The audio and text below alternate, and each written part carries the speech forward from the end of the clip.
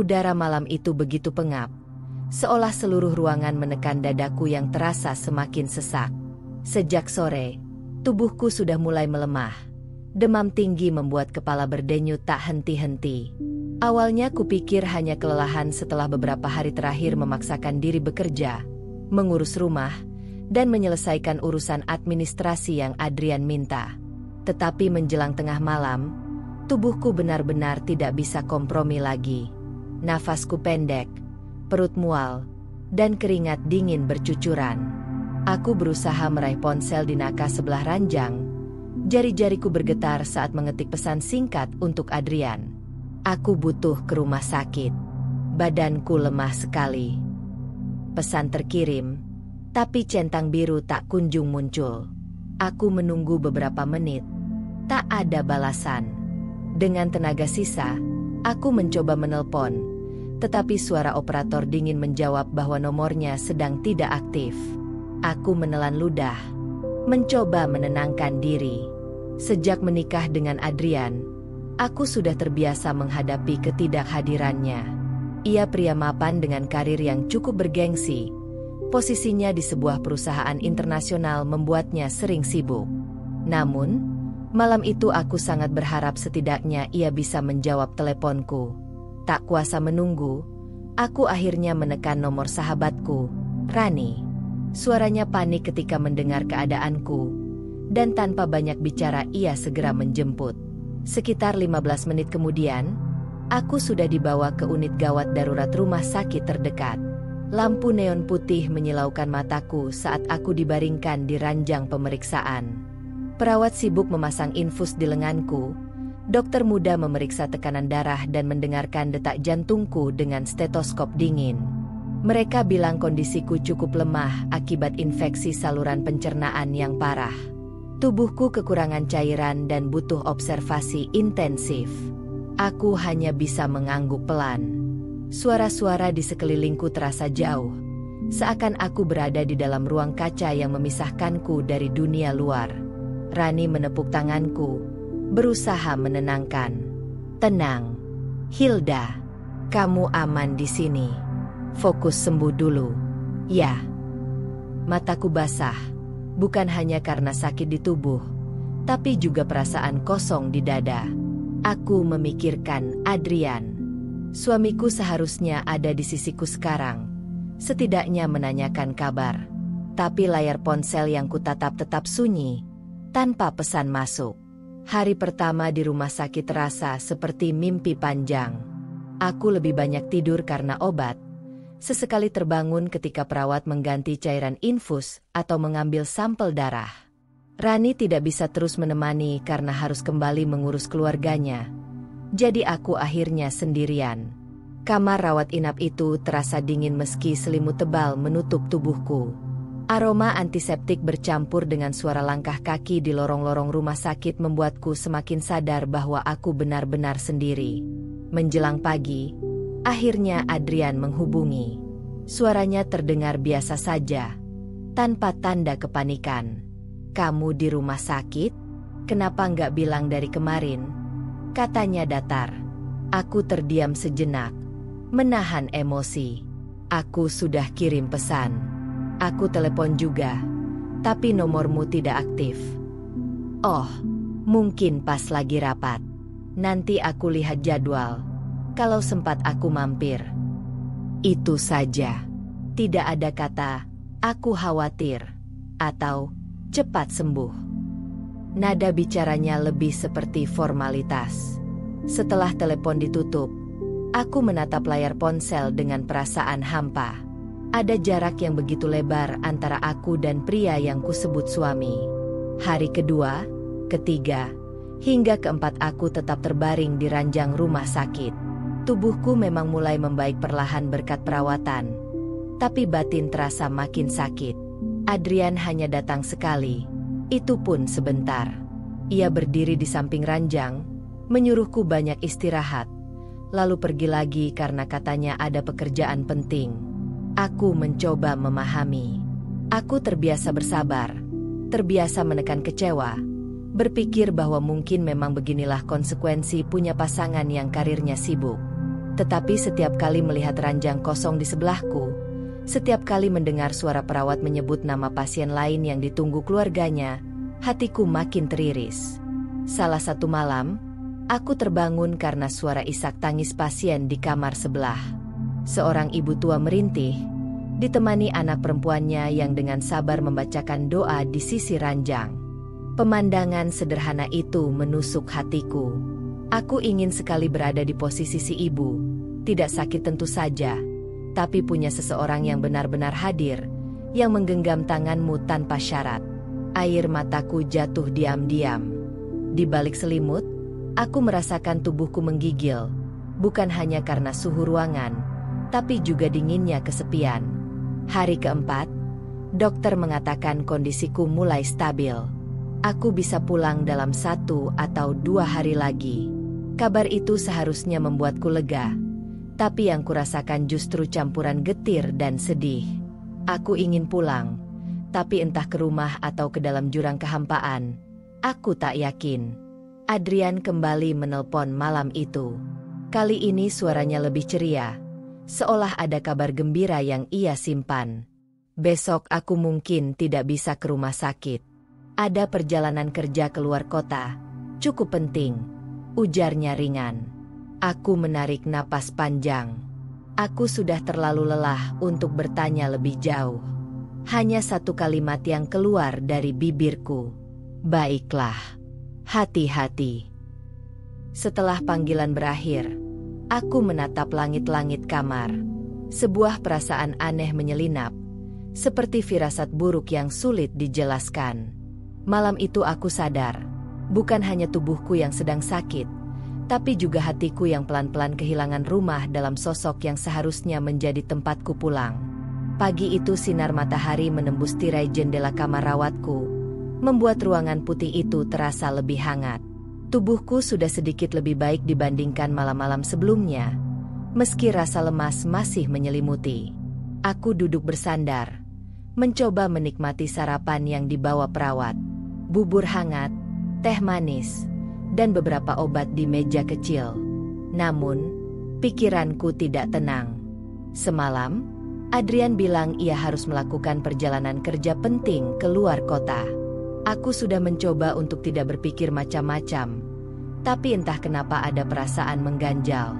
Seolah kata-kata, perjalanan kerja, itu hanya tameng untuk sesuatu yang lain. Sekitar pukul 9 pagi, ponselku bergetar. Nama Adrian muncul di layar.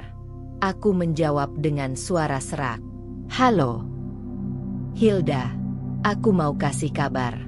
Hari ini aku berangkat ke Raja Ampat. Ada proyek besar dari perusahaan, klien internasional. Jadi aku mungkin gak bisa sering telepon.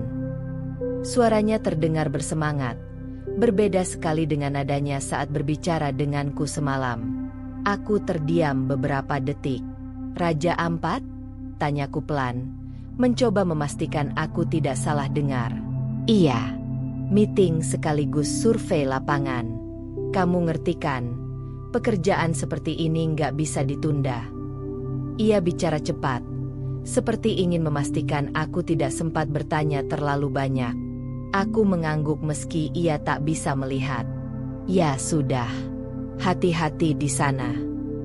Tenang saja, kamu fokus sembuh. Nanti kalau sudah selesai urusan, aku langsung pulang. Telepon terputus, meninggalkan aku yang masih memandangi layar kosong. Raja Ampat, nama itu terngiang-ngiang di kepalaku. Destinasi wisata impian banyak orang, terkenal dengan laut biru jernih, pulau-pulau kecil, dan panorama yang menakjubkan. Aku mencoba meyakinkan diriku sendiri, mungkin benar, memang ada urusan kerja. Adrian memang sering ditugaskan ke berbagai tempat. Tapi kenapa kali ini terasa berbeda? Siang hari, aku dikejutkan oleh kedatangan Rani. Ia membawa sekotak buah dan duduk di samping ranjangku. Senyumnya hangat, tapi aku tahu ada sesuatu di matanya yang ragu-ragu. Gimana, Lid? Sudah agak mendingan? Tanyanya. Lumayan. Kata dokter sebentar lagi boleh pulang. Aku tersenyum kecil. Rani terdiam sebentar, lalu berkata pelan, "Aku dengar Adrian ke Raja Ampat." "Ya." Aku menoleh cepat. "Kamu tahu dari mana?" "Teman kantor suamiku ada yang lihat story di media sosial. Kayaknya Adrian bareng beberapa orang di bandara. Katanya rombongan kecil, tapi bukan terlihat seperti tim kerja. Lebih mirip liburan." Rani menatapku hati-hati, takut aku tersinggung. Darahku serasa berhenti mengalir sejenak. Aku berusaha tersenyum meski perasaan di dalam hati berkecamuk. Mungkin memang ada kerjaan. "Ran, aku nggak mau buru-buru menuduh." Rani mengangguk, tapi aku bisa merasakan keheningan berat di antara kami. Dalam hati, aku berterima kasih pada sahabatku karena jujur.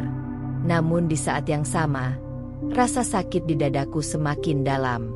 Malamnya, aku tidak bisa tidur. Aku memikirkan alasan yang Adrian berikan. Semua kata-katanya terasa begitu formal, seakan ia membaca naskah yang sudah disiapkan. Tidak ada kelembutan, tidak ada kepedulian yang nyata. Sementara aku masih berbaring dengan infus menancap di lengan, ia mungkin sedang menatap laut biru Raja Ampat, menikmati angin pantai. Aku menggenggam ponselku erat-erat.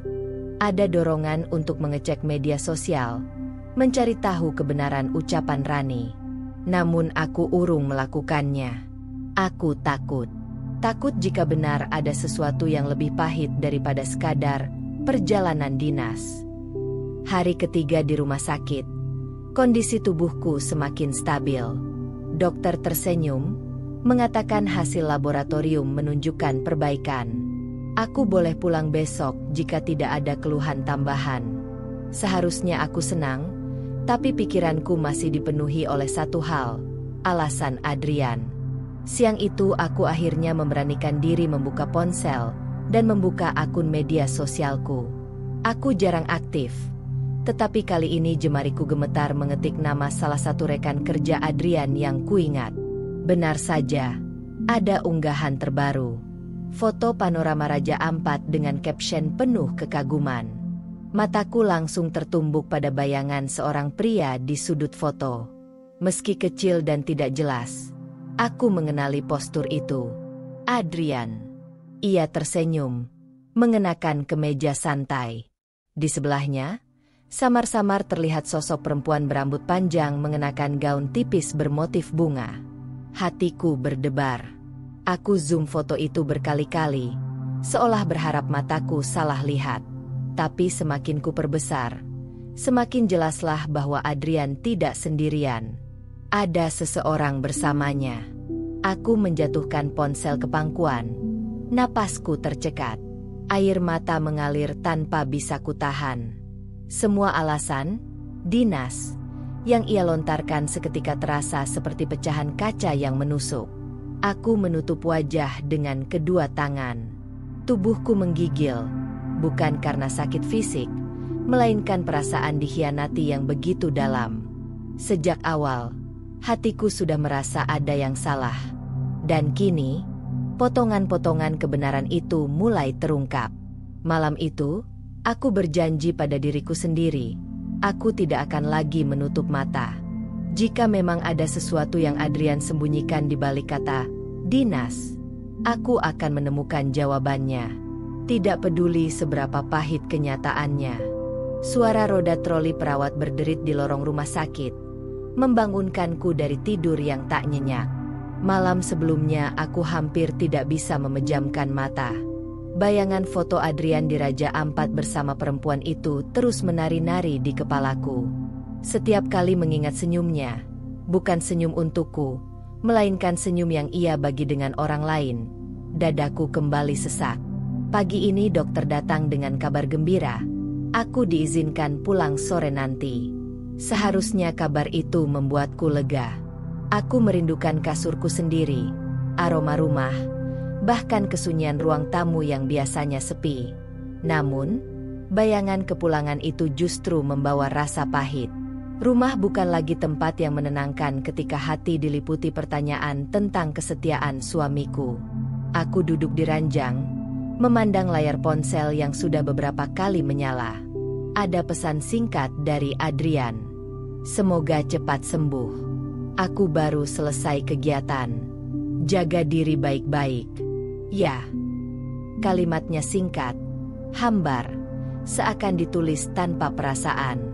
Aku membaca ulang beberapa kali, mencoba menemukan jejak kehangatan yang dulu pernah ada. Tidak ada. Tanganku hampir menekan tombol balas, tapi akhirnya kubiarkan pesan itu tanpa jawaban. Aku lelah berpura-pura semuanya baik-baik saja. Tak lama, Rani datang menengok. Ia membawa segelas jus jeruk dan duduk di kursi dekat ranjangku. Wajahnya menyimpan keraguan, seperti menimbang-nimbang apakah sebaiknya ia bicara atau diam. "Hilda," katanya pelan, "aku nggak tahu harus ngomong apa, tapi ada hal yang harus kamu lihat." Aku menoleh. Jantungku berdegup lebih cepat. Rani membuka ponselnya, memperlihatkan sebuah unggahan di media sosial. Kali ini bukan dari rekan kerja Adrian, melainkan dari akun seorang perempuan. Aku menelan ludah ketika melihatnya. Perempuan itu berambut panjang, mengenakan kacamata hitam, berpose di tepi laut Raja Ampat. Yang membuat dadaku serasa pecah adalah captionnya. "Akhirnya bisa liburan bareng orang tersayang. Raja Ampat, you are magical." Di kolom komentar, ada beberapa balasan singkat dari akun-akun lain. Salah satunya menyebut nama Adrian. Kakiku dingin. Aku merasakan darah seolah berhenti mengalir. "Itu siapa?" tanyaku terbata. Meski dalam hati aku sudah tahu jawabannya. "Namanya Clara." Aku nggak tahu banyak, tapi aku dengar dia sering terlihat bareng Adrian beberapa bulan ini. Ada kabar mereka dekat di kantor. Rani menatapku prihatin. "Aku nggak ingin kamu sakit hati, Lid. Tapi aku rasa kamu harus tahu." Aku menutup mulut dengan tangan, menahan suara tangis yang hampir pecah. Semua kecurigaan yang selama ini kuabaikan tiba-tiba menyerbu seperti ombak besar. Malam-malam Adrian pulang larut, telepon yang tak terjawab, alasan rapat mendadak. Semua potongan itu kini menyatu membentuk gambaran yang menakutkan. Aku nggak percaya. Dia bisa tega kayak gini. Suaraku nyaris berbisik. Rani menggenggam tanganku. Aku nggak mau buru-buru menuduh, tapi bukti-bukti ini sulit diabaikan. "Lid, kamu harus kuat. Jangan diam saja." Aku mengangguk. Meski air mata sudah tak bisa kutahan lagi. Perasaan di dadaku campur aduk. Marah, sedih, kecewa, juga takut. Takut menghadapi kenyataan bahwa suamiku mungkin sudah mengkhianatiku. Sore itu, setelah urusan administrasi selesai, aku akhirnya diperbolehkan pulang. Rani membantuku mengemas barang-barang. Saat duduk di kursi roda menuju pintu keluar rumah sakit, aku merasakan mata banyak orang memandangku. Mungkin hanya perasaanku, tapi aku merasa mereka tahu betapa rapuhnya aku saat itu. Mobil Rani menembus jalanan kota yang padat. Di luar jendela, gedung-gedung menjulang, orang-orang berlalu lalang, kehidupan berjalan normal. Namun di dalam diriku, segalanya sedang runtuh. Aku ingin berteriak, tapi yang keluar hanya diam. Sesampainya di rumah, aku disambut aroma lembab dari ruang tamu yang sudah beberapa hari tidak dihuni. Aku duduk di sofa, menatap dinding kosong. Rumah yang dulu terasa hangat kini seperti cangkang kosong tanpa jiwa. Rani duduk di sebelahku, meletakkan tangan di bahuku. "Kamu nggak sendirian, Lid. Kalau kamu butuh aku selalu ada." Aku tersenyum tipis, mencoba tegar. "Terima kasih, Ran. Aku benar-benar nggak tahu harus bagaimana." Setelah Rani pulang, aku sendirian di rumah. Malam turun dengan cepat, menyisakan suara detik jam dinding yang terdengar begitu keras. Aku memandang ponsel di meja. Tidak ada kabar baru dari Adrian. Dengan hati-hati, Aku membuka kembali foto-foto Clara di media sosial. Ada beberapa unggahan lain, pemandangan bawah laut, kapal wisata, dan sebuah foto siluet dua orang di dermaga saat matahari terbenam. Salah satu siluet itu tinggi, tegap, sangat mirip dengan Adrian. Tanganku gemetar memegang ponsel. Aku merasa seluruh tubuhku bergetar. Ingin sekali aku menelepon Adrian saat itu juga, menanyakan kebenarannya. Tapi aku menahan diri. Aku butuh waktu. Aku harus mengumpulkan keberanian sebelum menghadapi kenyataan yang sesungguhnya. Malam itu aku berbaring di ranjang, menatap langit-langit kamar. Air mata mengalir pelan, membasahi bantal. Aku sadar hidupku tak akan lagi sama. Kecurigaan ini sudah terlalu nyata untuk diabaikan. Dan di balik rasa sakit itu, tumbuh tekad kecil di hatiku. Aku tidak boleh terus diam. Suatu hari, aku akan menuntut jawaban. Aku kembali duduk di ruang tamu rumah, mencoba menenangkan diri setelah hari penuh guncangan. Namun, tubuhku yang masih lemah memaksaku untuk kembali ke rumah sakit. Dokter mengatakan aku perlu observasi tambahan karena demamku sempat naik lagi malam sebelumnya. Dengan berat hati, aku mengikuti instruksi medis itu. Maka, aku kembali ke ranjang putih dengan tirai hijau yang menutup separuh ruangan. Ruang putih yang dingin, sepi, dan penuh dengan bayang-bayang pikiran. Kali ini, kesepian terasa lebih menusuk. Ketika pertama kali masuk rumah sakit, aku masih menyimpan harapan bahwa Adrian akan hadir, akan menemaniku meski sebentar. Namun setelah bukti-bukti perselingkuhannya dengan Clara semakin jelas, rasa kosong itu berubah menjadi luka. Aku tidak lagi sekadar kesepian, tapi juga merasa dikhianati. Setiap detik di kamar rawat terasa panjang. Jarum jam bergerak lambat. Suara detak jarum seakan mengejekku. Perawat datang hanya sesekali, sekadar memeriksa tekanan darah atau mengganti cairan infus. Setelah itu, aku kembali sendiri, hanya ditemani suara mesin pendingin ruangan dan aroma antiseptik yang menusuk hidung. Aku memandang ranjang kosong di seberang, lalu menoleh ke jendela. Di luar, cahaya matahari menembus tirai, menciptakan bayangan samar di lantai. Aku berbaring sambil memikirkan ulang kehidupanku.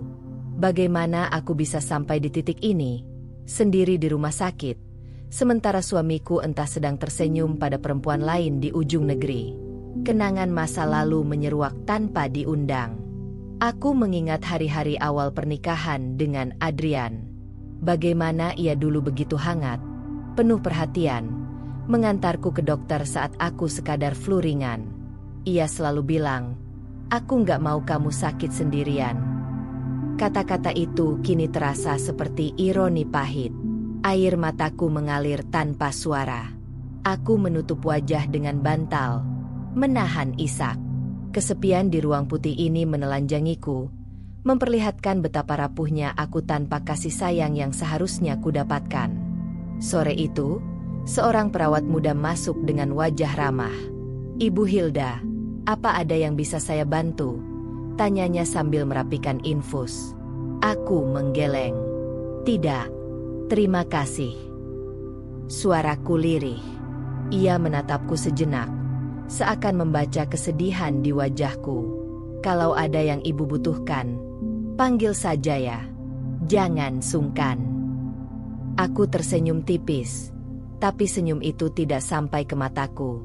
Setelah perawat pergi, hening kembali melingkupi ruangan. Aku memutuskan mengambil buku catatan kecil dari tas. Dengan tangan bergetar, aku mulai menulis. Bukan sesuatu yang terencana, hanya luapan hati yang tak bisa lagi kutahan. Hari ini aku sendirian lagi. Aku sakit, tapi yang lebih sakit adalah hatiku. Adrian di Raja Ampat, bersama perempuan yang seharusnya bukan miliknya. Aku merasa terjebak dalam ruang putih ini, bukan hanya secara fisik, tapi juga batin. Seperti ada tembok tinggi memisahkan aku dari dunia luar, dan Adrian ada di balik tembok itu, memilih berpaling dariku. Menulis membuatku sedikit lega, meski air mataku kembali menetes di atas kertas. Aku sadar, catatan ini mungkin hanya akan jadi saksi bisu penderitaanku, tapi setidaknya aku punya tempat untuk menuangkan perasaan yang tidak bisa kusampaikan pada siapapun. Menjelang malam, aku mencoba menghubungi Adrian. Entah kenapa, masih ada bagian dari diriku yang berharap ia akan menjawab dengan nada lembut, menanyakan kondisiku dengan tulus. Namun telepon hanya berdering tanpa jawaban. Beberapa menit kemudian, pesan singkat masuk. Aku lagi rapat. Jangan ganggu dulu. Hatiku remuk. Kata-katanya dingin, tanpa sedikit pun pengertian. Aku menatap layar ponsel cukup lama sebelum akhirnya meletakkannya di meja. Dalam hati aku bertanya, apakah aku masih berarti baginya? Malam itu, aku terjaga cukup lama. Dari balik tirai, terdengar suara pasien lain yang sedang ditemani keluarganya. Tawa kecil anak-anak yang datang menjenguk, suara lembut seorang suami yang menyuapi istrinya makan bubur. Semua itu menusukku seperti belati. Aku menutup telinga dengan bantal, tapi justru bayangan Adrian dan Clara muncul semakin jelas di kepalaku. Aku merasa terjebak dalam ruang putih yang bukan hanya nyata, tapi juga metafora dari kesendirianku. Ruang ini bersih, steril, tapi juga dingin dan kosong, seperti pernikahanku yang tampak sempurna dari luar, namun rapuh di dalam. Sebelum akhirnya tertidur menjelang subuh, aku berjanji pada diriku sendiri, kesepian ini tidak boleh selamanya mengekangku. Ada titik di mana aku harus bangkit, meski untuk sekarang aku masih terperangkap di dalam ruang putih penuh sepi. Hari itu udara di rumah sakit terasa lebih dingin daripada biasanya. Mungkin bukan karena suhu ruangan, melainkan karena pikiranku yang semakin berat. Tubuhku mulai pulih perlahan, tapi hatiku terasa semakin jatuh ke dalam jurang kegelapan. Aku sudah berhari-hari berusaha menekan kecurigaan, berusaha percaya pada kata-kata Adrian tentang dinas penting.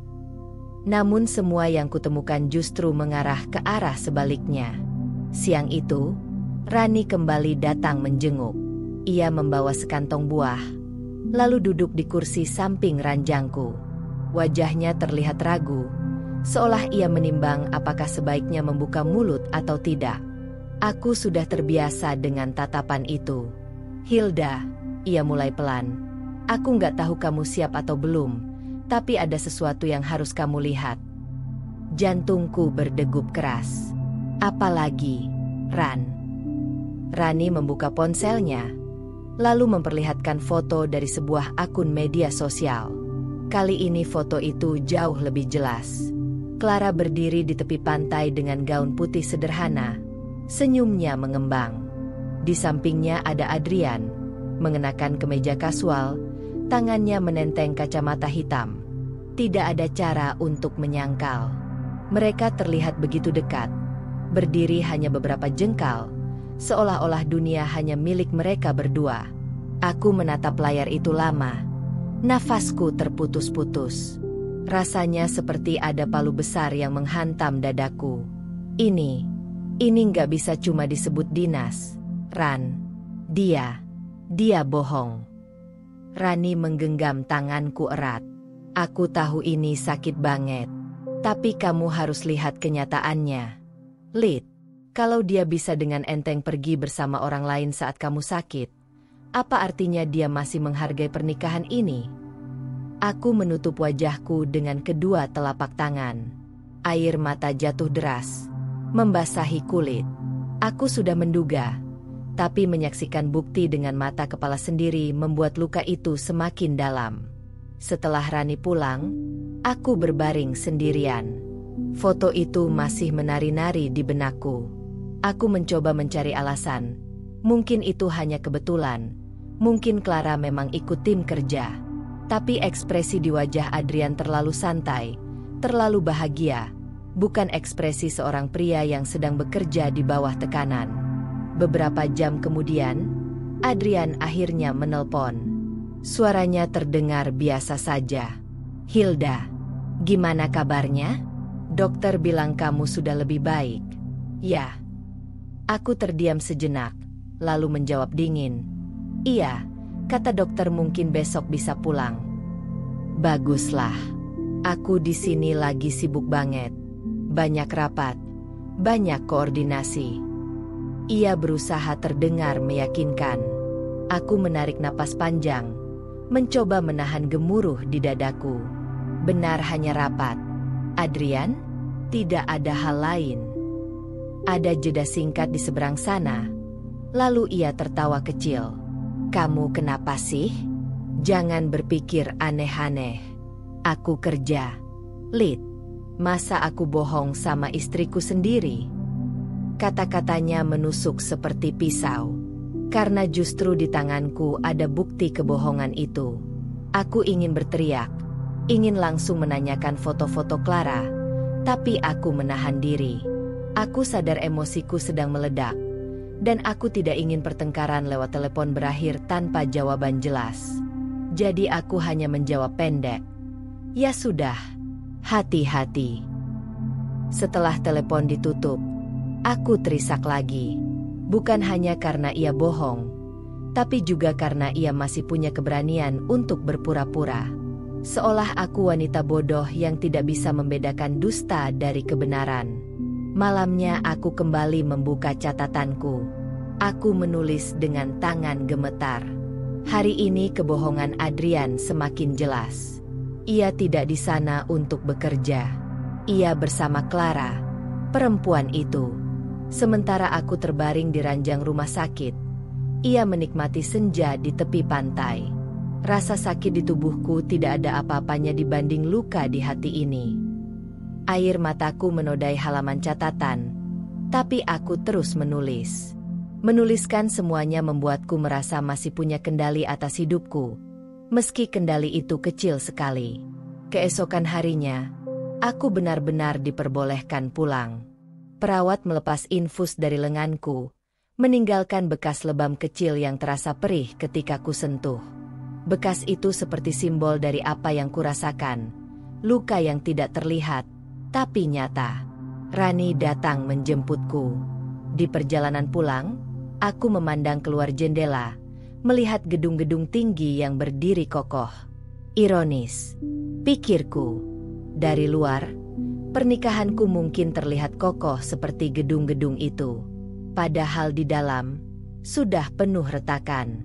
Setibanya di rumah, aku langsung merebahkan diri di sofa.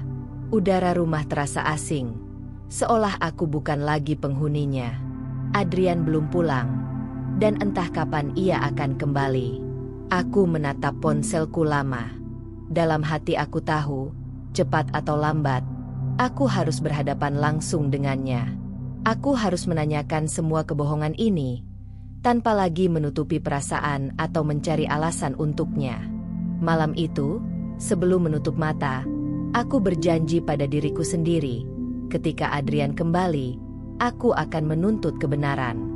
Kebohongan ini tidak bisa dibiarkan berlarut-larut. Aku sudah terlalu lama menanggung sakit sendirian. Malam terasa panjang di rumah yang dulu begitu kurindukan ketika aku terbaring di rumah sakit. Kini, setelah kembali, rumah itu justru terasa seperti ruang asing.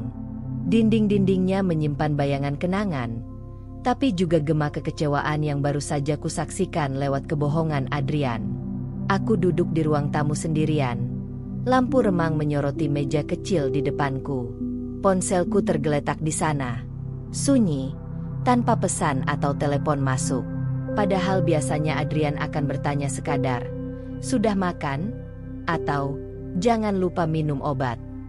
Sekarang, bahkan perhatian pura-pura pun tidak ia sempatkan.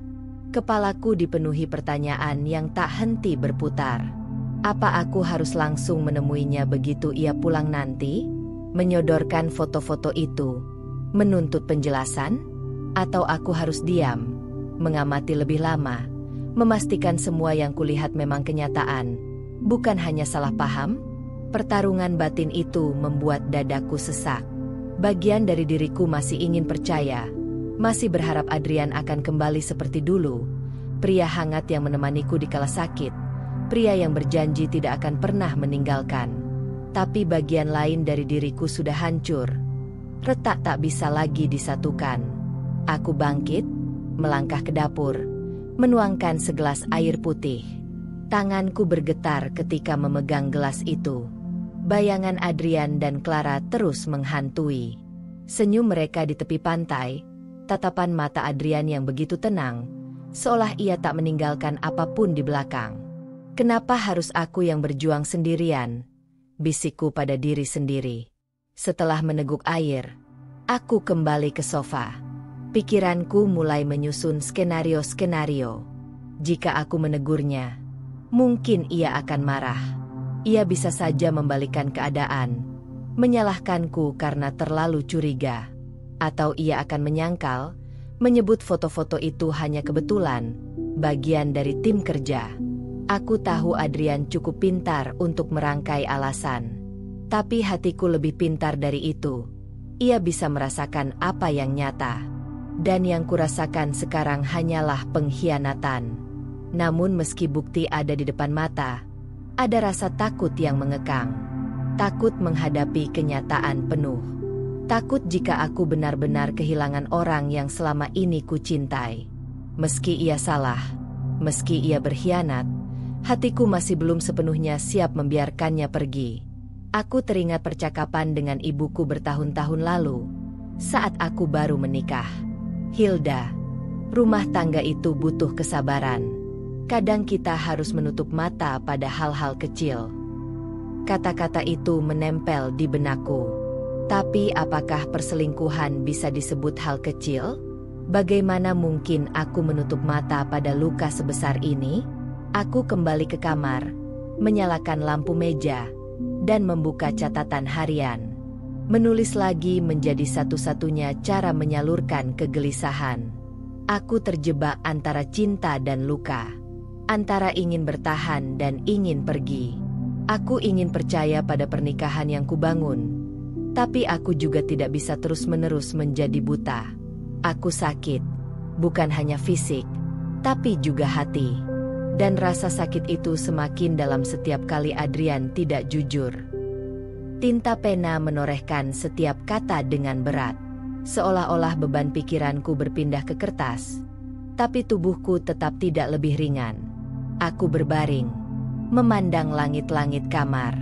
Suara jam dinding terdengar nyaring. Setiap detik menjadi pengingat waktu yang berjalan tanpa jawaban. Di sisi lain, aku masih merindukan sosok Adrian.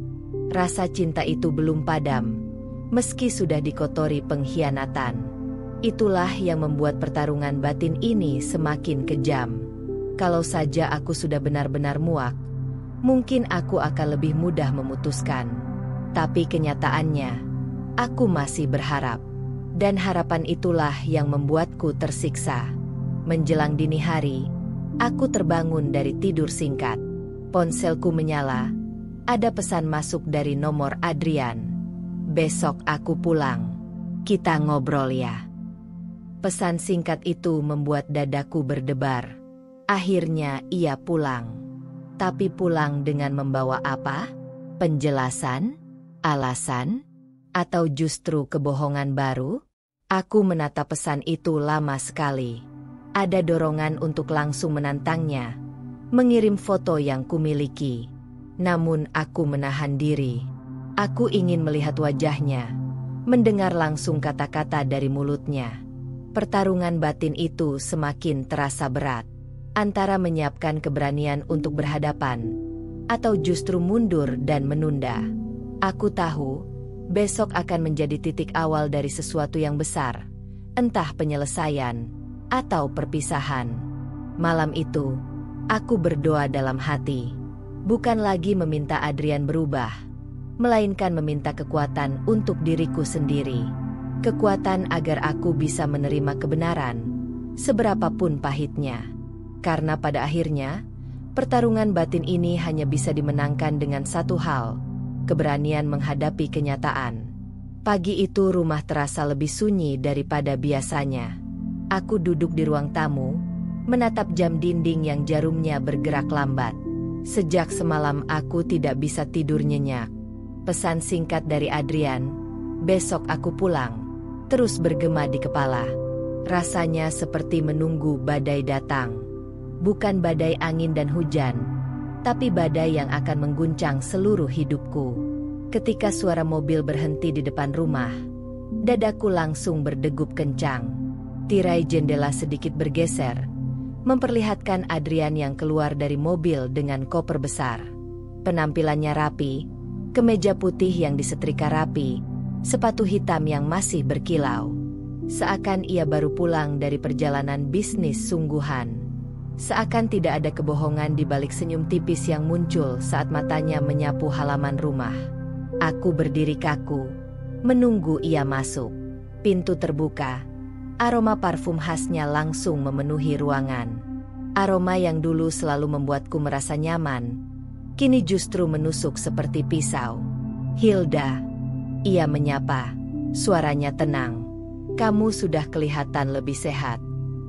Aku hanya mengangguk, duduk kembali di sofa. Tidak ada energi untuk menyambut hangat. Luka di hatiku masih basah. Adrian meletakkan koper di samping pintu, lalu duduk di kursi berseberangan denganku. Untuk beberapa detik, hanya ada keheningan. Aku menatapnya tajam, mencari sedikit rasa bersalah di wajahnya. Tapi yang kutemukan justru ekspresi netral, seolah ia baru pulang dari rapat panjang dan tidak ada masalah lain. "Aku tahu kamu marah karena aku nggak ada waktu itu," ia memulai, suaranya dibuat selembut mungkin. "Aku minta maaf. Tapi kamu harus ngerti, pekerjaan di kantor lagi berat. Perjalanan kemarin memang dinas. Lid, aku nggak bisa nolak." Kata-kata itu seperti racun yang manis. Dari luar terdengar lembut, tapi aku tahu di dalamnya ada kebohongan. Aku sudah melihat dengan mata kepala sendiri. Clara di sampingnya, senyum di wajah mereka berdua. Aku menarik napas panjang. "Dinas, ya?" Suaraku terdengar serak. "Dinas macam apa yang bisa membuatmu punya waktu berdiri di tepi pantai, menikmati senja dengan perempuan itu?" Wajah Adrian menegang seketika. Ia tidak menyangka aku akan menyinggung hal itu secara langsung. "Kamu lihat dari mana?" tanyanya. Cepat. "Bukan itu pertanyaannya," jawabku tegas. "Pertanyaannya, kenapa kamu tega bohong?" Aku terbaring di rumah sakit, menahan sakit sendirian. "Dan kamu memilih liburan dengan Clara." Keheningan kembali turun. Hanya suara detik jam yang terdengar di ruang tamu. Adrian menunduk sejenak, lalu mengusap wajahnya. "Lid, kamu nggak ngerti situasinya. Clara ikut karena..." "Karena apa?" potongku. Suaraku bergetar, tapi kali ini bukan karena lemah, melainkan karena marah. "Karena kalian memang punya hubungan? Karena kamu lebih memilih dia daripada menjagaku?" Adrian tidak langsung menjawab. Dan disitulah aku tahu, kebohongan itu tak bisa lagi ia tutupi. Diamnya adalah pengakuan yang paling jelas. Air mataku mulai jatuh. Aku tidak bisa menahannya. Aku pulang ke rumah dengan luka. Adrian, luka dari rumah sakit belum sembuh. Tapi luka yang kamu kasih jauh lebih dalam. Dan yang paling menyakitkan, kamu bahkan gak kelihatan menyesal. Ia bangkit dari kursi, mendekat. "Aku salah. Lid, aku gak bermaksud bikin kamu sakit hati." Aku mundur, tidak ingin disentuh. "Kamu sudah melakukannya. Dan yang paling parah, kamu masih berusaha menutupi semuanya dengan alasan dinas. Kalau kamu bisa bohong tentang ini, apalagi yang sudah kamu bohongi selama ini?" Wajah Adrian berubah. Kesabaran di matanya mulai memudar. "Aku capek kalau setiap pulang harus diinterogasi kayak gini. Aku kerja keras buat kita, buat rumah ini. Tapi kamu selalu mikir yang jelek-jelek." Aku terdiam, tercekik oleh kenyataan. Jadi di matanya, akulah yang salah. Bukan perselingkuhannya, bukan kebohongannya. Suasana semakin berat. Akhirnya aku hanya berkata lirih, Kalau begitu mungkin kita nggak lagi berdiri di sisi yang sama, Adrian. Kamu pulang dengan koper. Tapi yang kamu bawa hanyalah luka.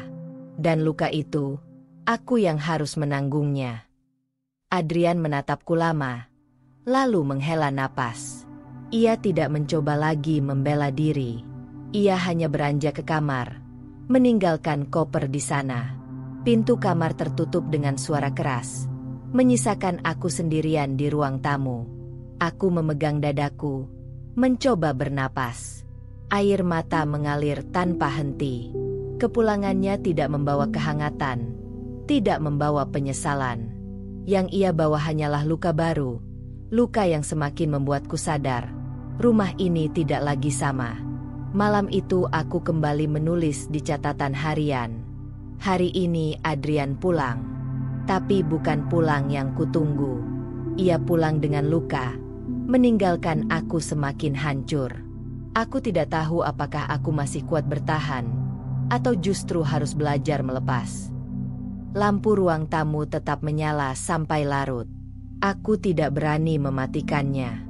Cahaya kecil itu menjadi satu-satunya pengingat bahwa aku masih ada, masih bertahan meski dihantam kenyataan pahit. Hari itu aku memutuskan keluar rumah untuk pertama kalinya sejak kepulangan Adrian. Rumah yang biasanya menjadi tempat berlindung kini terasa seperti jeruji besi yang membuatku sesak. Aku butuh udara baru, butuh bertemu dengan wajah-wajah selain dirinya. Aku memilih berjalan kaki ke sebuah kafe kecil di sudut kota. Tempat itu tidak jauh dari rumah. Sering kulewati tapi jarang kusinggahi.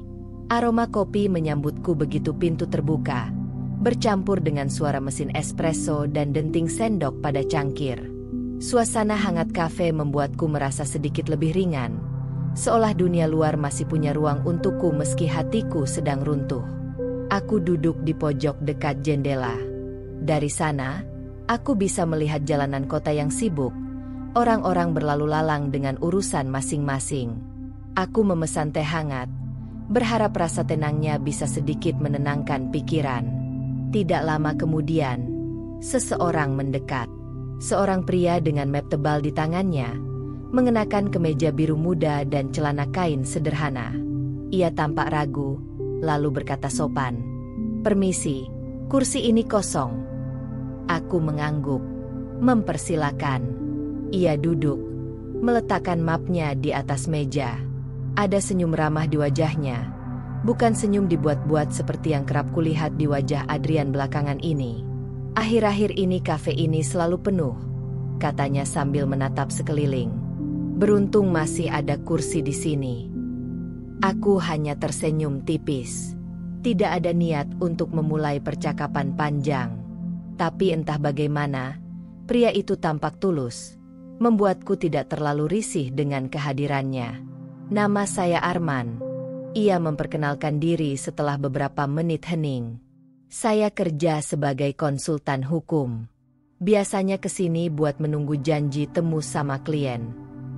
Aku sempat ragu sejenak sebelum akhirnya berkata, "Saya Hilda." "Senang bertemu, Hilda." Ucapannya sederhana, tapi nadanya hangat, tanpa pretensi.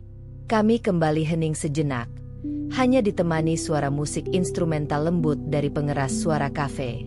Aku menatap tehku, mencoba mencari keberanian untuk sekadar berbicara normal. Dalam hati aku merasa rapuh, tapi juga sadar, aku butuh bicara dengan seseorang. "Kenapa kelihatan murung?" tanya Arman tiba-tiba. Suaranya tenang, tidak menginterogasi, hanya penuh perhatian. Aku menoleh padanya. "Apa wajah saya kelihatan jelas sekali?" tanyaku, mencoba menutupinya dengan senyum tipis. "Bukan wajahnya," jawab Arman sambil menggeleng, "tapi matanya. Kadang mata lebih jujur dari mulut." Kata-kata itu menusukku. Untuk pertama kalinya sejak lama, aku merasa ada orang asing yang benar-benar melihatku, bukan sekadar permukaan. Aku tidak langsung menjawab. Sebaliknya, aku hanya menatap keluar jendela, melihat mobil-mobil yang berderet di lampu merah. "Mungkin kamu benar," kataku pelan. Arman tidak mendesak. Ia hanya menyesap kopinya, lalu membuka map di depannya, pura-pura sibuk. Sikap itu justru membuatku merasa lebih aman, karena ia tidak memaksa.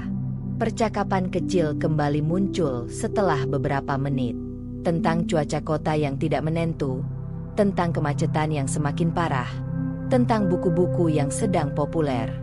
Hal-hal ringan, tapi bagi diriku yang sedang terluka, semua itu seperti obat. Aku bisa tertawa kecil tanpa merasa bersalah. Saat ia tertawa karena sebuah candaan receh yang ia lontarkan, aku merasakan sesuatu yang berbeda. Rasanya asing, tapi menyenangkan. Tawa itu tidak ada hubungannya dengan Adrian, tidak ada hubungannya dengan Clara, tidak ada hubungannya dengan kebohongan. Itu hanya momen sederhana antara dua orang asing yang kebetulan duduk di meja yang sama. Ketika aku bersiap pulang, Arman berkata, "Senang ngobrol denganmu. Semoga harimu jadi sedikit lebih ringan." Aku menatapnya lama sebelum mengangguk. "Terima kasih. Kamu juga."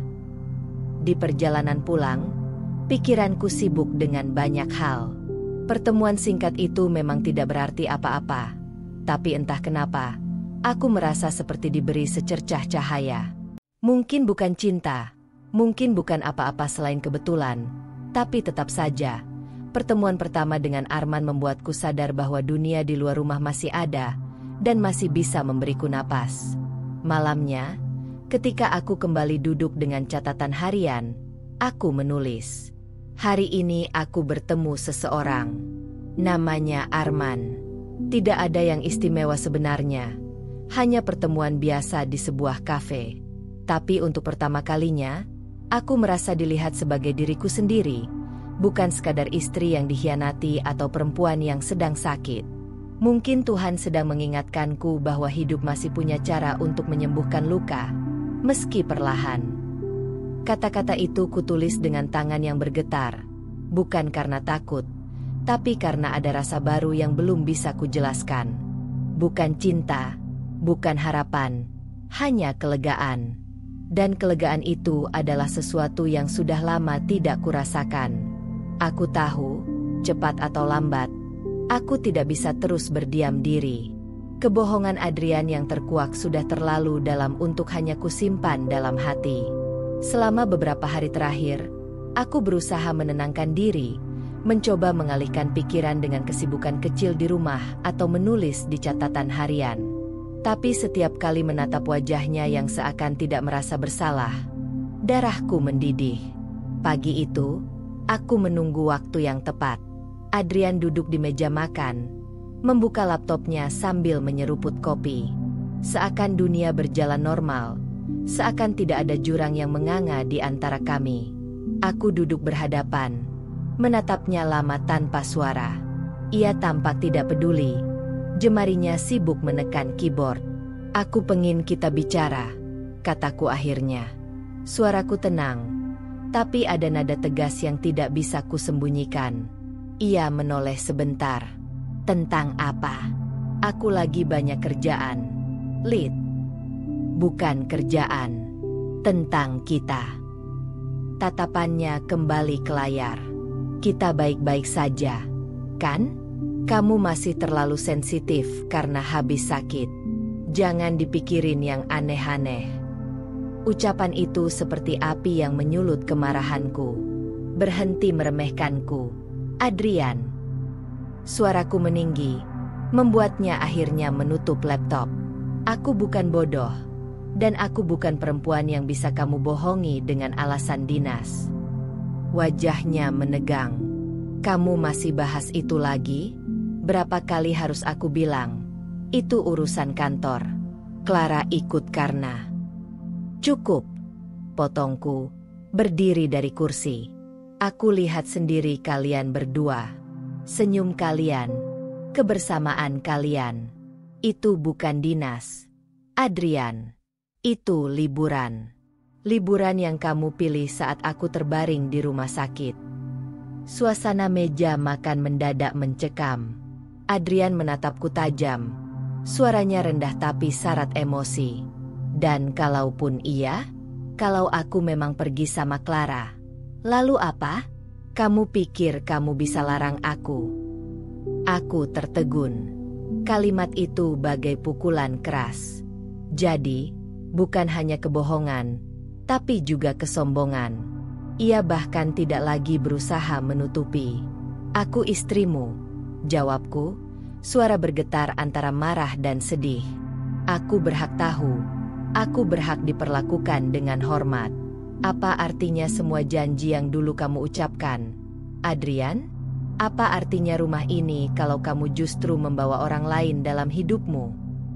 Adrian menghela napas kasar, berdiri sambil melipat tangannya di dada. Aku kerja keras buat kamu, buat rumah ini. Kalau aku butuh ruang untuk diriku sendiri, apa itu salah? Ruang? Aku hampir tertawa miris. Kamu menyebut perselingkuhan sebagai ruang? Mengkhianati istrimu saat dia sakit parah. Itu yang kamu sebut ruang? Ia tidak menjawab. Hanya diam, menatapku dengan mata yang sulit kubaca. Ada sedikit rasa bersalah, tapi jauh lebih besar rasa defensifnya. Kenapa Clara? Adrian? Tanyaku, kali ini lebih lirih. Apa yang dia punya sampai kamu rela mengorbankan aku? Tabah, setia, semua yang kulakukan selama ini, ternyata nggak cukup. Adrian menunduk, kemudian mengusap wajahnya. Aku nggak tahu gimana mulainya. Lid, tapi bersamanya aku merasa bebas. Kamu selalu menuntut, selalu ingin aku ada. Aku butuh sesuatu yang berbeda. Kalimat itu menusukku lebih dalam daripada semua kebohongan yang pernah ia ucapkan. Jadi kesetiaanku dianggap tuntutan. Kesabaranku dianggap beban. Air mataku menetes. Tapi kali ini aku tidak ingin terlihat lemah. Aku berdiri tegak, menatapnya lurus. Kalau begitu, mungkin kamu memang salah menikah denganku. Aku bukan perempuan yang akan menutup mata melihat pengkhianatan. Aku bukan istri yang bisa kamu perlakukan sesukamu. Adrian terdiam. Hening panjang menyelimuti ruang makan. Detik jam terdengar begitu jelas, menegaskan jarak yang semakin melebar di antara kami. Akhirnya ia berkata pelan, "Jadi kamu mau apa?" Aku menarik napas panjang. Hatiku bergejolak. Tapi aku tahu aku harus tegas. Aku mau kejujuran. Aku mau kamu mengakui hubunganmu dengan Clara. Kalau tidak, maka tidak ada lagi alasan bagiku untuk mempertahankan pernikahan ini. Adrian menatapku lama, lalu mengalihkan pandangan. Ia tidak sanggup menjawab, dan keheningan itu lebih keras daripada 1000 kata. Aku berjalan meninggalkannya, masuk ke kamar, menutup pintu dengan tangan gemetar. Dadaku sesak, tapi ada secercah kelegaan. Konfrontasi ini mungkin awal dari akhir, tapi setidaknya aku sudah berani berdiri dan menuntut kebenaran. Di malam yang sama, aku menulis di catatan harian. Hari ini aku menantangnya. Untuk pertama kali aku benar-benar berdiri menatap matanya dan mengatakan yang sebenarnya. Ia masih menolak, masih membela diri. Tapi aku tidak lagi takut. Kalau ini harus berakhir, biarlah berakhir dengan aku berdiri, bukan jatuh tersungkur. Aku menutup buku, menatap lampu kamar yang redup. Rasa sakitnya nyata, tapi kali ini aku tahu, aku sedang menuju jalan keluar dari semua luka ini. Sejak konfrontasi itu, rumah tidak pernah sama lagi.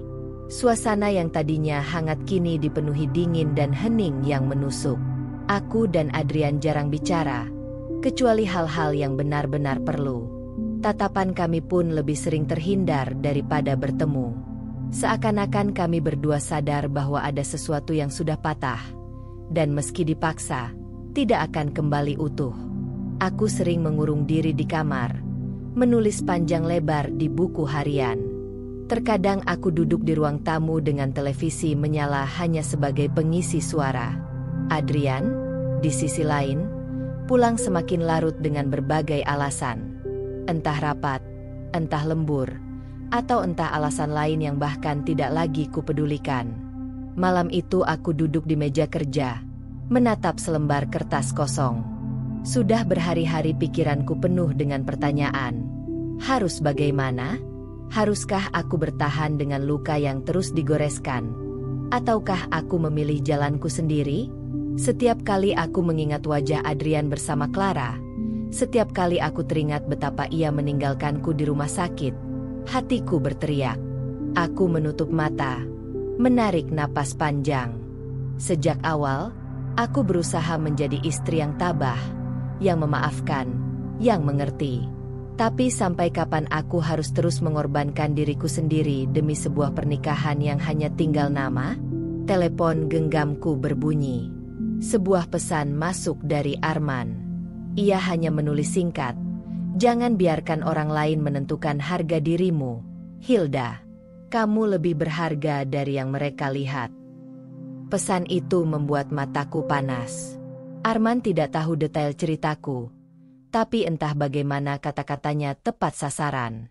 Mungkin Tuhan sedang mengingatkanku lewat orang asing itu bahwa hidupku tidak berhenti di Adrian. Keesokan paginya, aku memberanikan diri. Aku menunggu Adrian di ruang makan, sama seperti saat konfrontasi kemarin. Kali ini, bukan sekadar emosi yang kubawa, tapi tekad yang sudah bulat. Adrian masuk dengan wajah lelah. Dasi masih tergantung di leher. Ia duduk tanpa berkata apa-apa. Aku menatapnya lama sebelum akhirnya membuka suara. Aku sudah berpikir, kataku pelan tapi tegas. Kita tidak bisa begini terus. Ia mendongak, menatapku. Maksudmu? Aku ingin kita berpisah, Adrian. Kata-kata itu keluar lebih tenang dari yang kubayangkan. Meski jantungku berdetak kencang. Adrian terdiam. Ekspresinya sulit ditebak. Antara terkejut, marah, atau mungkin lega. Kamu serius? Aku mengangguk. Aku sudah mencoba bertahan. Aku sudah mencoba memahami. Tapi kamu yang memilih untuk mengkhianati. Aku tidak bisa lagi hidup dengan orang yang tidak menghargai kesetiaanku. Lebih baik kita berhenti di sini daripada terus saling menyakiti. Ia mengusap wajahnya, lalu mendengus. Kamu kira gampang? Semua yang kita bangun, rumah ini, kehidupan ini, kamu mau buang begitu saja? Aku tidak membuang apapun, jawabku, menahan suara agar tetap stabil. Yang membuang adalah kamu. Saat kamu memilih Clara di atas aku, saat kamu lebih peduli pada liburan ketimbang istrimu yang terbaring sakit, disitulah kamu yang meruntuhkan semua. Adrian menunduk, tak bisa membalas. Aku tahu, jauh di dalam dirinya ada rasa bersalah. Tapi egonya terlalu besar untuk mengakuinya. Aku akan ajukan gugatan cerai, lanjutku. Kamu boleh bawa barang-barangmu, tapi rumah ini tetap menjadi milikku. Aku tidak mau lagi berbagi ruang dengan orang yang menusukku dari belakang. Wajah Adrian menegang. Hilda, jangan gegabah. Cerai bukan main-main. Aku tidak gegabah, potongku. Justru ini keputusan paling sadar yang pernah kuambil. Aku tidak mau lagi hidup dalam bayang-bayang kebohonganmu. Aku memilih diriku sendiri kali ini. Keheningan panjang kembali hadir. Adrian hanya menatapku, lalu berdiri tanpa berkata-kata. Ia masuk ke kamar, meninggalkan aku sendiri di meja makan. Aku menghela napas panjang. Tubuhku lemas tapi hatiku terasa lebih ringan. Untuk pertama kalinya setelah sekian lama, aku merasa benar-benar berani mengambil kendali atas hidupku sendiri. Malam itu, aku menulis di buku harian. Hari ini aku membuat keputusan besar. Aku memilih meninggalkan masa lalu yang penuh luka. Aku tidak tahu bagaimana rasanya besok. Apakah aku akan menyesal? Apakah aku akan kuat? Tapi aku tahu satu hal. Aku tidak akan lagi membiarkan diriku diperlakukan seakan tidak berarti. Jika cinta hanya melukai, maka lebih baik aku mencintai diriku sendiri. Aku menutup buku itu dengan tangan bergetar. Air mataku jatuh, bukan karena sedih, tapi karena lega. Mungkin ini bukan akhir yang indah, tapi setidaknya ini adalah akhir yang benar. Keputusanku untuk bercerai seolah meledakkan sesuatu yang selama ini ditahan Adrian. Jika sebelumnya ia lebih sering diam atau menghindar, kini ia menunjukkan sisi lain yang lebih keras. Perlawanan. Ia tidak tinggal diam ketika kusampaikan niat menggugat cerai. Sebaliknya, ia melawan dengan cara yang membuat dadaku semakin sesak. Beberapa hari setelah percakapan tegang itu, suasana rumah berubah jadi medan dingin penuh pertikaian. Adrian mulai berusaha mengatur ulang narasi, seakan-akan akulah yang salah. Ia mengungkit hal-hal kecil, seperti aku yang dianggap terlalu sibuk dengan pekerjaanku dulu, atau aku yang katanya sering menuntut perhatiannya. Semua itu ia gunakan untuk membenarkan tindakannya. Aku bukan pengkhianat, katanya dengan suara tinggi suatu malam. Aku hanya mencari sesuatu yang gak kutemukan di rumah ini. Aku berdiri membelakanginya di ruang tamu, mencoba menahan amarah. Kalau kamu merasa kurang, kenapa tidak bicara? Kenapa memilih jalan berkhianat? Karena kalau ku bilang pun, kamu gak akan mengerti. Bentaknya, menatapku tajam. Selama ini kamu sibuk jadi istri sempurna, versi kamu sendiri. Tapi kamu gak lihat aku yang sebenarnya butuh kebebasan. Kata-kata itu bagai cambuk. Perlawanan Adrian bukan sekadar penolakan atas perceraian, tapi juga serangan terhadap siapa diriku sebagai istri. Aku tahu ia sedang mencoba membalikkan keadaan, menjadikanku pihak yang salah, supaya dirinya tidak terlihat buruk. Malam-malam berikutnya, Adrian jarang pulang. Saat pulang pun, ia membawa sikap defensif yang sama. Pernah suatu kali ia melemparkan map kerja di meja sambil berkata, "Kalau kamu benar-benar mau cerai, siap-siap aja. Aku nggak akan pergi dengan tangan kosong." Aku menatapnya heran. "Maksudmu apa?" "Rumah ini, aset kita, tabungan, semua hasil kerja keras kita berdua. Jangan pikir kamu bisa ambil semuanya begitu saja." Hatiku berdegup keras. Jadi bukan hanya hatiku yang ia sakiti, tapi kini ia juga berniat memperjuangkan harta. Aku sadar, perlawanan ini akan panjang dan melelahkan. Adrian bukan tipe yang mudah melepaskan. Pagi berikutnya, aku menemui pengacara yang direkomendasikan seorang teman. Ruangannya sederhana, penuh dengan tumpukan berkas. Pengacara itu, seorang perempuan paruhbaya bernama Ratna, mendengarkan kisahku dengan penuh perhatian.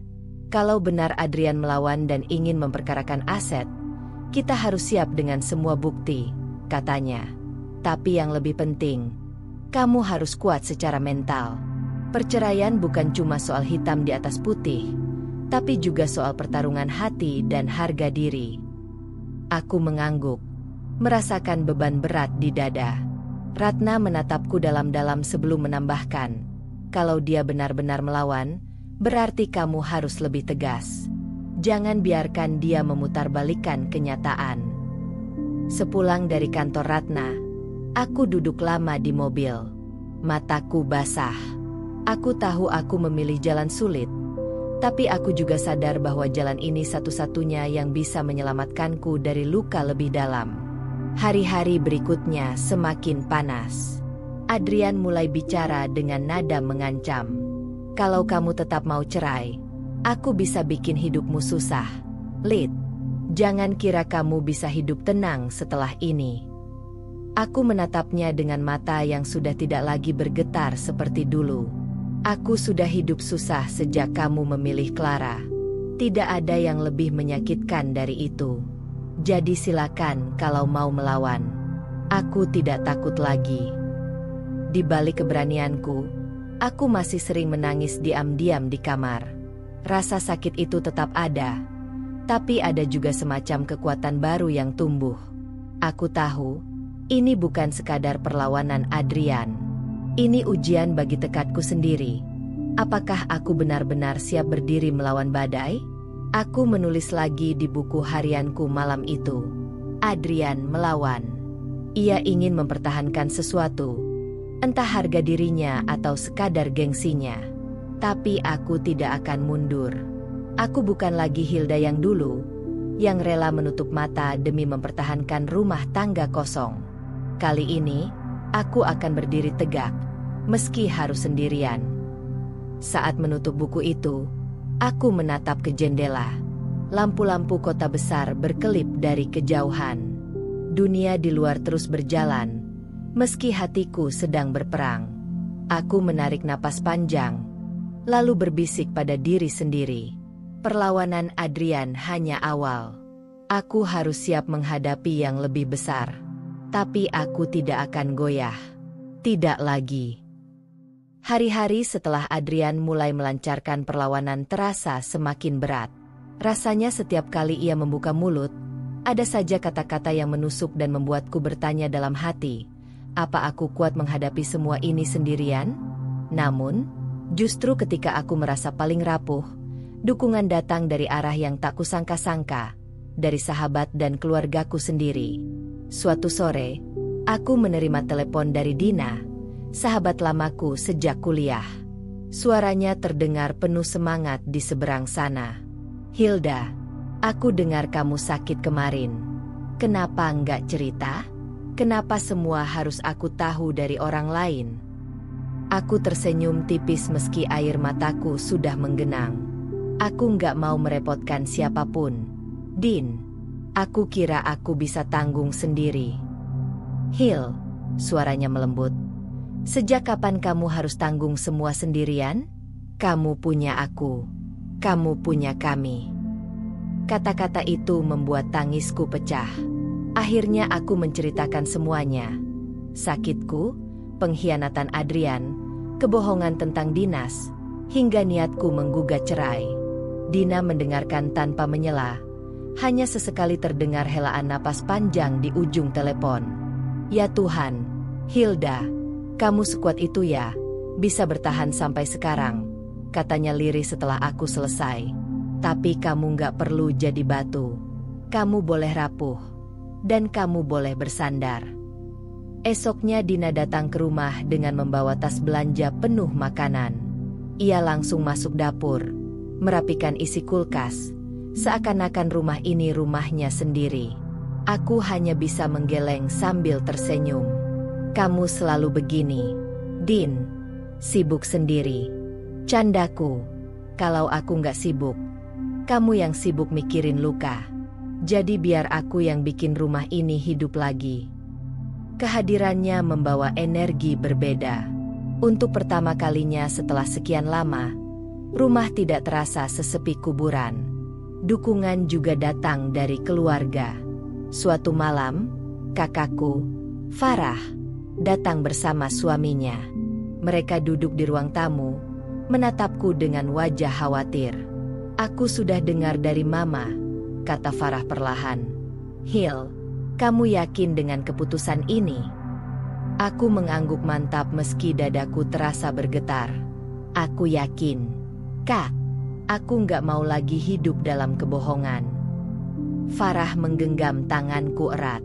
"Kalau itu jalan yang kamu pilih, aku akan dukung. Kamu nggak sendirian." Suaminya menambahkan, "Kalau kamu butuh tempat tinggal sementara atau butuh bantuan apapun, jangan ragu bilang. Rumah kami selalu terbuka." Mendengar itu, aku menunduk. Air mataku jatuh ke punggung tangan Farah. Ada rasa hangat yang menyelimuti, rasa bahwa meski rumah tanggaku hancur, aku masih punya pondasi kuat, keluarga yang mencintaiku tanpa syarat. Beberapa hari kemudian, aku memutuskan pulang ke rumah orang tuaku untuk sekadar melepas penat. Mama menyambutku dengan pelukan hangat yang membuatku kembali seperti anak kecil. "Anakku sayang, kamu sudah terlalu lama menahan sendiri. Biarkan Mama ikut menanggung bebanmu," katanya sambil mengusap rambutku. Aku menempelkan wajahku di bahunya, membiarkan diriku menangis. Tidak ada tempat yang lebih aman dari pelukan seorang ibu. Di meja makan malam itu, Papa duduk dengan tenang, menatapku penuh wibawa. "Hill, Papa tahu keputusanmu berat. Tapi Papa bangga kamu berani memilih jalanmu sendiri. Banyak orang bertahan dalam neraka hanya karena takut sendirian. Tapi kamu memilih keluar. Dan itu keberanian luar biasa." Aku tercekat mendengar kata-kata itu. Papa jarang bicara panjang, tapi setiap kalimatnya selalu menancap dalam. Malam itu aku tidur di kamar lamaku. Dindingnya masih sama, dengan rak buku dan foto-foto lama. Aku memandang langit-langit sambil menarik napas panjang. Untuk pertama kalinya, aku merasa tidak sepenuhnya hancur. Ada tangan-tangan yang menopangku ketika aku terjatuh. Keesokan paginya, Dina menjemputku untuk sarapan di kafe kecil dekat rumah orang tuaku. Sambil menyeruput kopi, ia menatapku serius. "Hilda, aku tahu kamu kuat. Tapi jangan anggap kekuatan itu berarti menutup diri. Biarkan kami ada di sisimu. Janji." Aku mengangguk, tersenyum kecil. "Janji." Sejak hari itu, langkahku terasa lebih ringan. Perlawanan Adrian memang masih menanti di depan, tapi aku kini punya tameng, cinta dari sahabat dan keluargaku. Mereka adalah alasan aku tidak boleh mundur. Di buku harian, aku menulis malam itu. Hari ini aku belajar bahwa kekuatan tidak selalu berarti berdiri sendirian. Kekuatan juga berarti berani membuka hati untuk menerima dukungan dari orang-orang yang tulus mencintai. Sahabat, kakak, mama, papa, kalian adalah cahaya ketika dunia sekelilingku terasa gelap. Aku tidak sendirian. Dan aku tidak akan pernah merasa sendirian lagi. Aku menutup buku itu dengan senyum kecil. Luka di hatiku masih menganga, tapi kini ada tangan-tangan yang siap membalutnya. Dan itu sudah cukup untuk membuatku bertahan melangkah ke bab berikutnya. Hari itu, udara di ruang tunggu pengadilan terasa berat. Bau kertas, arsip, dan udara pengap bercampur dengan ketegangan yang menusuk. Aku duduk bersama Ratna, pengacaraku, sementara Adrian berada beberapa kursi di seberang, didampingi kuasa hukumnya. Wajahnya tenang, bahkan sedikit sinis, seakan-akan semua ini hanya permainan baginya. Perjalanan panjang akhirnya membawaku ke sini. Proses hukum. Setelah minggu-minggu penuh perdebatan, ancaman, dan air mata, kini semua harus dituangkan dalam hitam putih. Aku merasa perutku melilit, tapi genggaman tangan Ratna di lenganku memberi sedikit kekuatan. "Tenang, Hilda. Ingat, semua bukti kita kuat. Foto-foto, rekam jejak perjalanan, dan saksi. Jangan goyah hanya karena tatapan Adrian," bisiknya. Aku mengangguk, meski jantungku berdegup lebih cepat dari biasanya. Aku tahu Adrian akan melawan habis-habisan, bukan hanya demi hartanya, tapi juga demi gengsi yang ia genggam erat. Sidang dimulai. Hakim memasuki ruangan, semua berdiri, lalu suasana jadi hening menegangkan. Ketika namaku disebut, aku maju ke depan dengan langkah yang kukira mantap, walau di dalam diriku gemetar. Pengacaraku membuka jalannya dengan menjelaskan gugatan cerai yang kuajukan, pengkhianatan Adrian, kebohongan dinas yang berujung perjalanan ke Raja Ampat bersama selingkuhannya, Clara. Semua dipaparkan dengan tenang tapi tajam. Lalu giliran pengacara Adrian berbicara. Dengan suara lantang, ia mencoba membalikkan keadaan. "Klien saya memang pergi ke Raja Ampat, namun itu bagian dari tugas kerjanya. Adapun kehadiran pihak lain, yang disebut sebagai selingkuhan, tidak bisa dibuktikan dengan jelas sebagai hubungan perselingkuhan."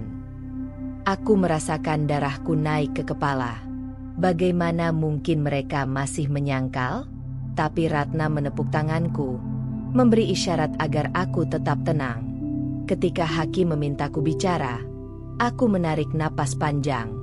"Yang mulia," suaraku bergetar namun tegas, "saya tidak akan berdiri di sini kalau hanya berdasarkan dugaan. Saya dirawat 4 hari di rumah sakit, sendirian. Suami saya, Adrian, mengatakan sedang dinas. Nyatanya, ada bukti tiket perjalanan yang mencantumkan nama Clara bersama dirinya. Foto-foto mereka di sana pun beredar. Saya tidak sedang berasumsi, saya menyampaikan fakta. Dan selama saya sakit, dia tidak datang menjenguk sekalipun. Ruangan sunyi. Semua mata tertuju padaku. Adrian menggeliat di kursinya. Wajahnya memerah. Ratna menambahkan bukti-bukti. Salinan tiket pesawat, rekaman percakapan, bahkan pernyataan dari rekan kantor Adrian yang tahu Clara bukan bagian dari perjalanan dinas. Perlahan, wajah Adrian berubah kaku. Tapi ia masih mencoba melawan. Hilda, kamu tega sekali. Kita bisa bicara baik-baik, tapi kamu pilih jalan ini, mempermalukan aku di depan umum. Aku menatapnya. Mataku panas. Aku sudah berkali-kali beri kesempatan untuk bicara, Adrian. Tapi kamu memilih kebohongan. Jangan salahkan aku kalau akhirnya kebenaran harus diungkap di sini. Sidang hari itu berlangsung lama. Aku keluar dari ruang pengadilan dengan kepala berat, tapi ada sedikit rasa lega. Aku tahu ini baru awal. Masih ada beberapa persidangan berikutnya. Namun setidaknya langkah pertama sudah kulalui. Di luar gedung, Dina sudah menungguku. Ia langsung memelukku erat. Kamu luar biasa, Hil. Aku tahu betapa beratnya barusan. Tapi kamu berhasil. Aku tersenyum lemah. Aku masih gemetar. Din, rasanya seperti berdiri telanjang di depan semua orang. Itu memang melelahkan, jawabnya. Tapi kamu nggak sendiri. Kamu punya aku, keluargamu, dan orang-orang yang percaya pada kamu. Beberapa hari kemudian, proses hukum berlanjut dengan pembahasan soal harta bersama. Inilah bagian yang paling sengit. Adrian menuntut hak atas sebagian besar aset, termasuk rumah yang kami tempati. Ia bicara dengan nada penuh keangkuhan, seakan rumah itu murni hasil keringatnya. Ratna dengan sigap menanggapi, "Yang mulia, rumah ini dibeli setelah pernikahan, dengan kontribusi finansial dari kedua belah pihak. Klien saya, Hilda, berhak penuh atas kepemilikan bersama. Apalagi, saat ini ia yang menanggung beban rumah tangga sehari-hari." Adrian mendengus keras. Jelas tidak terima. Aku hanya bisa menatap lurus. Tidak ingin terlihat goyah. Dalam hati, aku tahu pertarungan ini bukan hanya soal harta, tapi soal siapa yang lebih kuat bertahan. Malamnya, aku kembali ke rumah orang tuaku. Aku duduk di kamar lama, menatap berkas-berkas yang menumpuk di meja. Rasanya letih sekali, tapi ada api kecil yang tetap menyala di dalam dada. Api keadilan, api untuk membela diriku sendiri. Aku menulis di buku harianku. Hari ini aku melangkah ke dunia yang asing bagiku. Ruang pengadilan. Adrian melawan, seperti yang kuduga. Tapi aku juga tidak lagi rapuh. Aku berbicara, aku berdiri, aku melawan balik dengan kebenaran.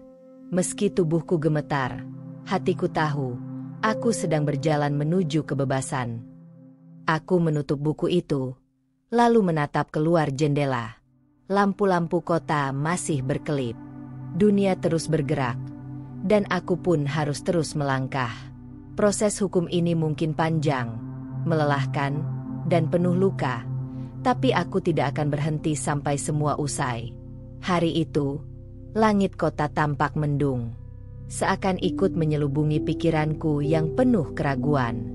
Setelah berhari-hari proses hukum yang melelahkan, pengacara Ratna memberi kabar bahwa Adrian ingin bertemu secara pribadi.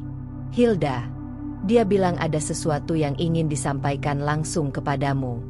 Dia meminta hanya kalian berdua, tanpa pengacara. Jelas Ratna. Aku sempat menolak. Bagiku, apalagi yang perlu dibicarakan? Semua sudah jelas. Kebohongan, perselingkuhan, dan luka yang ditorehkan. Namun ada suara kecil dalam diriku yang berkata, mungkin ini kesempatan terakhir. Bukan untuk berdamai, tapi untuk menutup semua dengan jelas. Maka sore itu aku datang ke sebuah kafe yang cukup sepi di pusat kota. Tempat netral, tidak terlalu ramai, tapi cukup terbuka untuk menghindari hal-hal yang tak diinginkan. Aku duduk di kursi pojok, menunggu dengan segelas teh hangat di depanku. Jantungku berdebar tak menentu. Tak lama, Adrian muncul. Ia masih dengan gaya rapi khasnya.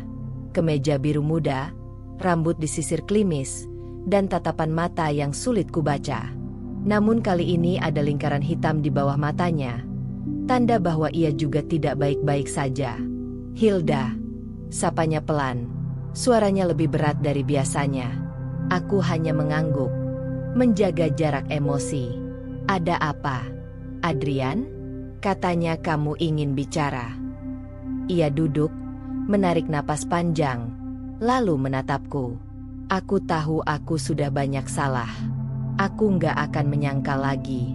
Perjalananku dengan Clara ke Raja Ampat, itu bukan dinas. Itu memang liburan. Aku bodoh. Aku egois. Aku hancurin semua yang sudah kita bangun." Kata-katanya membuat dadaku sesak. Bukan karena terkejut, tapi karena pengakuan itu datang begitu terlambat. Semua yang ia ucapkan kini hanya terdengar seperti serpihan dari sesuatu yang sudah runtuh. "Kenapa baru sekarang kamu mengaku?" tanyaku lirih, tapi tajam. "Kenapa tidak dari awal? Ketika aku sakit di rumah sakit? Ketika aku butuhmu ada di sisiku? Kenapa justru kamu memilih pergi?" Adrian menunduk. Tangannya meremas gelas kopi di depannya.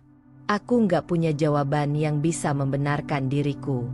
Aku merasa terjebak. "Hil, di rumah, aku merasa kehilangan diriku. Lalu Clara datang, memberi perhatian, membuatku lupa. Aku salah besar. Tapi percayalah, aku nggak pernah berhenti sayang sama kamu." Aku terdiam sejenak, mencoba menahan air mata. Kata "sayang" darinya kini terasa hambar, tak lagi punya arti. "Kalau kamu benar-benar sayang, kamu nggak akan biarkan aku sendirian di ranjang rumah sakit, Adrian. Cinta bukan cuma kata-kata, tapi pilihan dan tindakan. Dan kamu sudah memilih. Pilihannya bukan aku." Ia terdiam lama, lalu menatapku dengan mata yang tampak berkaca-kaca. "Aku ingin memperbaiki semuanya. Aku rela lepasin Clara. Aku rela lakukan apapun supaya kamu mau kasih aku kesempatan kedua." Aku menggeleng pelan. "Kesempatan itu sudah ada sejak awal, Adrian. Setiap hari, setiap jam, selama kita menikah. Tapi kamu buang semua itu. Sekarang, sudah terlambat. Aku tidak bisa lagi membayangkan hidup bersama orang yang menusukku dari belakang." Adrian tampak terhantam oleh kata-kataku. Ia menunduk lagi. Kali ini benar-benar kehilangan kata-kata. Suasana hening. Hanya terdengar suara hujan yang mulai turun di luar jendela kafe. Aku menatap keluar, mencoba menguatkan diri. Pertemuan ini, Adrian, biar jadi yang terakhir. Setelah ini, semua akan selesai lewat jalur hukum. Aku sudah cukup terluka, dan aku nggak mau berlarut-larut. Ia menatapku lagi, kali ini dengan pandangan pasrah. Ada kesedihan yang tulus di matanya, tapi juga ada ego yang runtuh. "Aku mengerti," katanya pelan. "Kalau itu keputusanmu, aku nggak bisa memaksa lagi." Aku berdiri, meraih tas, dan bersiap pergi. Saat melewati mejanya, Adrian tiba-tiba berkata lirih, "Maaf, Hil, aku akan menyesal seumur hidup." Langkahku sempat terhenti, tapi aku tidak menoleh. "Penyesalanmu bukan urusanku lagi," jawabku singkat, lalu melangkah keluar. Di luar, hujan semakin deras. Aku berjalan dengan perasaan yang campur aduk. Lega, sedih, tapi juga tegas. Lega karena akhirnya aku mendengar pengakuan jujurnya. Sedih karena semua mimpi yang pernah kami bangun runtuh. dan tegas karena aku tahu keputusanku tidak akan goyah lagi. Aku berdiri di bawah payung, menatap jalanan yang mulai banjir oleh air hujan. Dalam hati, aku berkata pada diriku sendiri, inilah akhir dari satu bab dalam hidupku. Pertemuan terakhir dengan seseorang yang dulu begitu kucintai, tapi juga begitu menyakitiku. Dan dari situ, aku tahu, aku siap untuk melangkah ke bab berikutnya, meski sendirian. Hari itu, langit biru terlihat begitu cerah. Matahari menyorot lembut di antara gedung-gedung tinggi kota, seolah ikut menyambut langkahku yang baru. Sidang terakhir sudah selesai. Hakim mengetukkan palu, dan dengan itu, statusku resmi berubah. Aku bukan lagi istri Adrian. Aku berjalan keluar dari gedung pengadilan dengan napas yang panjang. Bukan napas lega sepenuhnya, karena luka yang ditinggalkan pernikahan ini masih ada. Tapi ada semacam ruang baru di dadaku. Ruang yang dulu penuh dengan kepedihan, kini mulai terasa lapang. Di tanganku, map berisi dokumen perceraian terasa ringan meski isinya berat. Ratna, pengacara yang setia mendampingiku, menepuk bahuku sambil berkata, "Selamat, Hilda. Ini bukan akhir. Ini awal yang baru." Aku tersenyum samar. "Terima kasih, Bu Ratna. Kalau bukan karena bantuanmu, mungkin aku sudah jatuh berulang kali." Ia tersenyum hangat. "Yang kuat itu kamu sendiri. Kamu yang memilih berdiri dan melawan, bukan menyerah." Sepanjang perjalanan pulang, aku menatap keluar jendela mobil. Jalanan yang biasanya tampak sumpek kini terasa berbeda. Orang-orang berjalan tergesa, kendaraan saling berlomba, dan aku melihat kehidupan terus bergerak. Sementara aku, untuk pertama kalinya dalam waktu lama, merasa ikut bergerak bersama mereka, bukan lagi terjebak dalam kurungan perasaan. Sampai di rumah, aku membuka pintu dengan perasaan baru. Rumah yang tadinya penuh bayangan pertengkaran kini seperti menyambutku dengan kesunyian yang damai. Tidak ada suara bentakan, tidak ada ketegangan. Hanya aku, ruang-ruang kosong, dan kesempatan untuk mengisinya kembali dengan sesuatu yang lebih indah. Aku menaruh dokumen itu di meja, lalu berjalan ke jendela. Dari sana, aku melihat taman kecil yang dulu sering kulupakan. Rerumputan mulai tumbuh liar, bunga-bunga layu karena jarang dirawat. Aku tersenyum kecil. Seperti aku, gumamku, terlupakan, tapi masih punya kesempatan untuk tumbuh kembali. Hari-hari berikutnya, aku mulai membangun rutinitas baru. Bangun pagi, membuat sarapan sederhana, dan menyeduh kopi untuk diriku sendiri. Tidak lagi ada kewajiban menunggu seseorang pulang. Tidak lagi ada beban menahan kebohongan. Aku mulai belajar menikmati kesendirian. Suatu sore, sahabatku Rina datang berkunjung membawa sekotak kue. "Untuk merayakan kebebasanmu," katanya sambil tertawa kecil. Aku ikut tertawa, sesuatu yang sudah lama tidak kulakukan tanpa beban. Kami duduk di ruang tamu, berbincang tentang hal-hal ringan. Rina menatapku dengan bangga. "Aku lihat kamu lebih bersinar sekarang, Hilda. Dulu matamu penuh luka, sekarang ada cahaya lagi." Aku menunduk, tersenyum. Mungkin karena aku sudah berani melepaskan. "Ya," jawabnya singkat. "Melepaskan bukan berarti kalah, tapi memberi dirimu kesempatan untuk menang dengan cara lain." Malamnya, aku menulis di buku harian yang sudah lama menemaniku. Tulisan tanganku mengalir pelan. Hari ini aku benar-benar bebas. Bukan hanya bebas dari pernikahan yang sakit, tapi juga bebas dari rasa takut. Aku tidak lagi dihantui bayangan pengkhianatan. Aku tidak lagi terikat pada orang yang tidak memilihku. Aku sekarang memilih diriku sendiri. Aku menutup buku itu dengan hati yang lebih ringan. Hari berganti minggu. Aku mulai berani keluar, menghadiri pameran seni, mengikuti kelas menulis, bahkan sesekali jalan-jalan sendiri ke taman kota. Rasanya seperti mengenal kembali diriku yang lama hilang. Ada dunia luas di luar sana, dan aku tidak lagi terkurung dalam dinding rumah penuh kebohongan. Aku juga mulai memperbaiki taman kecilku, menanam bunga mawar baru, menyiram setiap pagi, dan menambahkan kursi kecil untuk duduk sore hari. Taman itu menjadi simbol kebebasanku, tempat di mana luka bisa perlahan sembuh, dan hidup bisa mekar kembali. Suatu sore, saat aku duduk di kursi taman itu, aku menatap langit jingga senja. Di sana, aku berbisik pada diriku sendiri. Hilda, kamu sudah sampai sejauh ini. Kamu jatuh, kamu terluka, tapi kamu bangkit. Inilah kebebasan yang kamu perjuangkan. Jangan pernah lepaskan lagi. Air mataku menetes. Tapi kali ini bukan air mata kesedihan, melainkan air mata lega, air mata syukur. Karena akhirnya, setelah semua badai, aku menemukan diriku sendiri. Dan itulah kebebasan baru yang sesungguhnya. Dan begitulah akhir dari cerita kita hari ini. Setiap perjalanan, seberapapun kecilnya, selalu menyimpan pelajaran dan makna. Semoga kisah ini bisa menginspirasi, menghibur, atau bahkan membuka sudut pandang baru untukmu. Kalau kamu suka dengan cerita seperti ini, jangan lupa untuk like, komen, dan tentunya subscribe agar kamu nggak ketinggalan cerita-cerita seru berikutnya. Aktifkan juga lonceng notifikasinya supaya kamu jadi yang pertama tahu saat cerita baru tayang. Sampai jumpa di kisah selanjutnya.